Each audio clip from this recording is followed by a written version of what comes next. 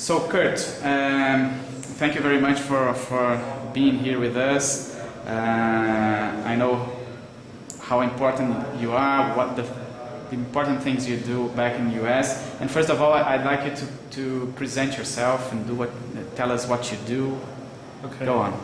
My name is Curt Van Tassel. I'm a geneticist with USDA, the United States Department of Agriculture, Agricultural Research Service. I was trained as a quantitative geneticist and have become at least somewhat skilled in genomics and have helped develop tools for characterization of DNA of cattle.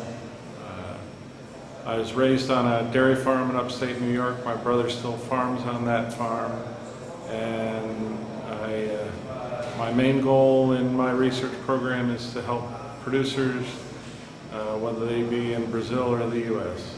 Okay. Well, just a curiosity. What's the farm? Is it beef cattle or dairy cattle? It's dairy cattle. It was about 40 cows when I grew up, and my brother's milking about between 80 and 90 cows now. Okay. So I'd like you to tell us. I know that you guys already have the genomic selection implemented in dairy cattle in the U.S. So I'd like you to tell us what's happening with the dairy cattle after genomic selection was implemented. Well, the short answer is everything's changed. The selection of young bulls happens almost completely based on genomic information. Bulls are genotyped before artificial insemination companies will even consider a bull for selection into their bull barns. And actually at this point, most of the bull mothers are even being genotyped before contracts are made to have a bull generated from that cow.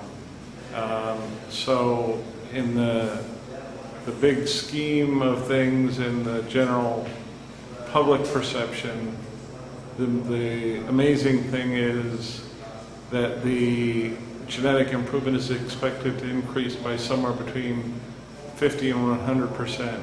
So that means an industry that had been able to generate genetic progress at theoretical optimal conditions is able to shift it up another gear and nearly double the rate of genetic gain. Okay. We've been talking now after the workshop. We've been talking now for 2 days, all day long. We're quite exhausted here, but it's been very productive, and we're very happy with that. And since we've been doing that, lots of ideas have flourished. So could you tell us some of the ideas and some of the opportunities we would have when we use this tool that we are still trying to develop? Sure.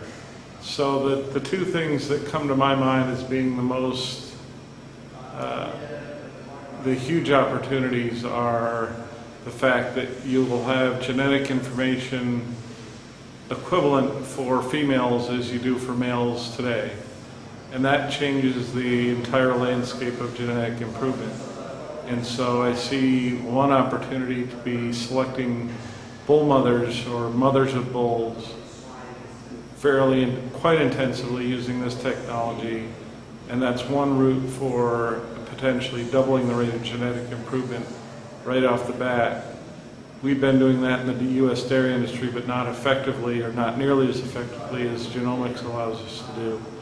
And hopefully that will be enabled using this technology. The other thing that I think is a significant opportunity is to use embryo transfer and IVF to propagate genetics and using genomic testing on top of that. And again, I envision a dramatic change in genetic improvement rate using that technology. Okay, great. To finish it, I'd like you to tell us something about the difference, and we have to make it very clear, the difference between genomic selection and the marker-assisted selection. Right. So it's entirely different. like comparing apples and oranges. Marker-assisted selection results from either looking at individual genes that one thinks might be related to production and using those markers in a selection protocol, or using a reduced marker set that one may have determined using a genome-wide study and then selecting a reduced marker set to predict genetic values or make selection decisions. With genome-wide selection, the whole goal is to not select markers, and therefore the prediction of genetic values is completely unbiased and optimal. And the other real nice advantage is that it is completely compatible with current genetic evaluation schemes, and the producers can select for the same traits that they've always selected for. The primary difference being that the accuracy will be much higher earlier in life. Okay, Ted. Oh, sorry, I'm getting confused. Thank you very much, Curt. Appreciate it. My pleasure.